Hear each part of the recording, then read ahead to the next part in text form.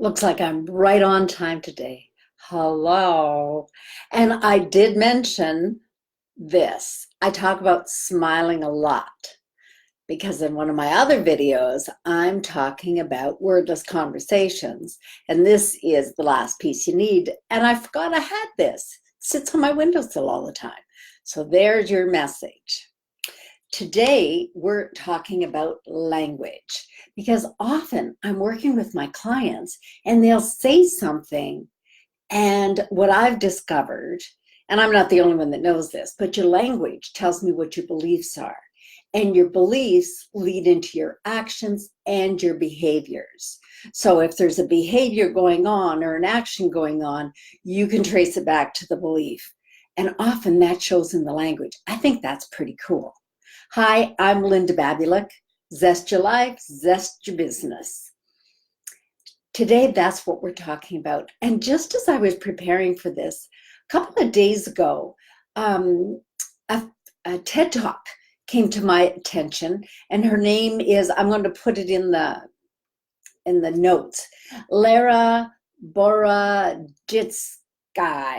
She's the author of a book called 7,000 Universes, How the Language We Speak Shapes the Way We Think. And she did it, she also has a book, but she also did a TED Talk about it. And she says, language crafts reality. And I just really enjoyed her talk. So you may want to give that a listen when we're done with this. Because language can profoundly shape the way we think, and it does it in various ways. The language comes from our culture and the way we speak. I just was doing a training this morning about having effective conversations. And one of the people said in French, out of politeness, the way I was raised was you always say vous, which is a very respectful, they don't have the equal in English to say you. You know, we say, would you like a cup of tea? Voulez-vous or thé? Or tu, veux-tu du thé? So tu is a more, something you would use among your friends, but a respectful term would be vous. So that dictates its language, but it does have a big influence on your culture, on how you address your elders. And that's the way I was raised. And this person I was doing the training with, she also agreed that that's the way she was raised. So it also impacts your conversations because your language will transmit your ideas and even your unconscious beliefs. And it's up to you to decide if those beliefs are still valid. Do you believe that when two bad things happen, a third is sure to follow? Oh, sure. Bad things always happen in three. Haven't you ever heard that? For sure. Really? Do you say that? And what happens if only one bad thing happens? Are you then bringing on two more bad things to happen? Or I've heard people say, oh, this always happens to me. And they're talking about something bad. Or it never happens to me. And they're talking about something good. Very often they'll say about winning. I never win anything. And in fact, when I belonged to a country club, I was walking by and somebody said, oh, don't even bother buying a ticket because Linda's going to win it. And I just laughed. And she didn't buy a ticket. But her friend bought a ticket. And sure enough, my name was drawn. So it became a big joke that I always win. I put my mind to it, though. I showed somebody how to do it. There was one of those penny auction things. And I said, just what do you want that's sitting there on the stage? She said, I want item number 16. I said, okay, just focus on that thing and just say, come to me, come to me, come to me. And sure enough, the thing I had said I wanted, I got, and she got her number, whatever it was. It was terrific because I set the mindset that I'm going to win so I can attract things. I remember one night, there were all these pendants and there were 5 cubic zirconia pendants and one was a diamond. And you had to buy a drink to be able to get a ticket. And my number was drawn. And in fact, 2 of my numbers were drawn. So I had 2 chances. And somebody passed a rumor around that I'd had 20 glasses of champagne to be able to do this draw. Well, seriously, do you think I'd be able to stand up or even get on stage? I didn't have 20. I only had 3 because I love champagne. But I ended up winning 2 of the prizes. I got the cubic zirconia and I got the diamond.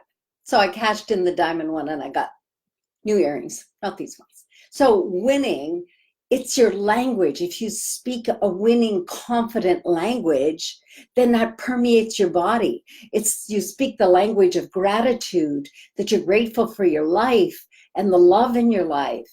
That shows your beliefs, that you believe that you're worthy of love. I think it's pretty cool, pretty awesome. So when a client tells me I can never do a Facebook Live, what she's telling me is, I'm afraid, I'm unsure, I don't know how, but it was a thing of beauty. The very first one that she did was completely life-changing because she did a great job and it completely changed. Now she knows she can do Facebook Lives all the time. They're just not that hard to do. But if you have a belief that you can't do something, I mean, it just changes everything. Then you really can't. If you think you can or you think you can't, you're right. It's going to happen. And so it's up to you to change those beliefs. You know, if you believe that you can do Facebook Live, if you believe you could write a best-selling book, it's up to you to change those beliefs. And often the beliefs that we have are ingrained in us from childhood. Who do you think you are? What do you think you can accomplish? You know, just play it small. And that's what I've found. So our beliefs can really keep us small. They keep us in a box of what other people want because people are comfortable. If you stay in your little box and they don't expect too much of you and you don't expect too much of yourself. But you know what? That's not what you're put on the planet for. You're put here for a very good reason.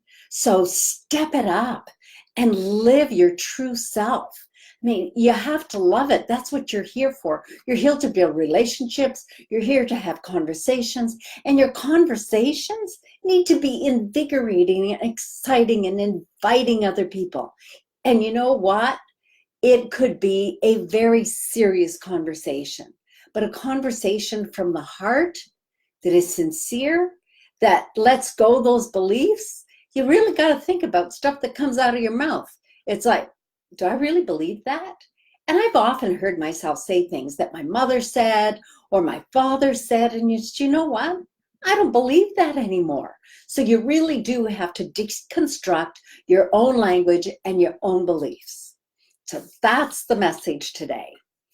Tomorrow, I'm going to share with you my personal story. Now, a lot of people don't know, why does Linda do everything that she does? Why does she have such a zest for life? Well, tomorrow's the day. I'm going to clue you in.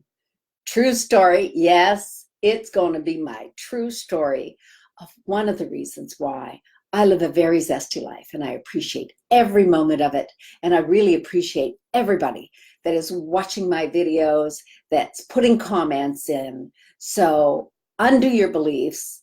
I had a problem because I believed that I didn't have any limiting beliefs. It turned out I had a couple of things holding me back, but I'm moving over them. You have to keep discovering new ones.